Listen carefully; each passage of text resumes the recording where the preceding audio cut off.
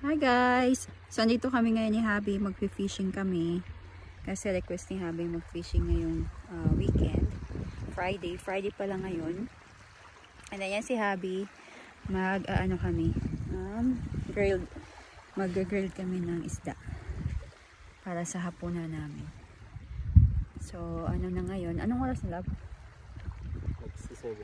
Yan. Almost 8 na ng gabi. But still, ano pa? Ay, nag-sunset na pala. Nag-sunset na. So, ito yung mga dala namin. So, here, nag-ready na si Habi ng apoy. Para sa grill namin. Kasi set up na yung lutuan namin. Ayan. Request mo to, di ba, Besh? Nagdala din kami ng cooler. Para din lang sa isda. Ay, hindi pala sa ilalim. Yan yung mga dala namin. Ano lang. Yan lang. Tapos yung mga plates namin.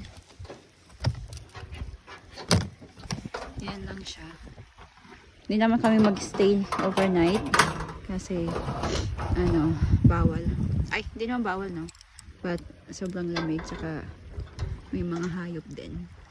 Ayun, sana makakuha kami ng fish tonight. Kasi yung request na to ng isa. Say hi, love. Hello. Okay. Thanks for watching.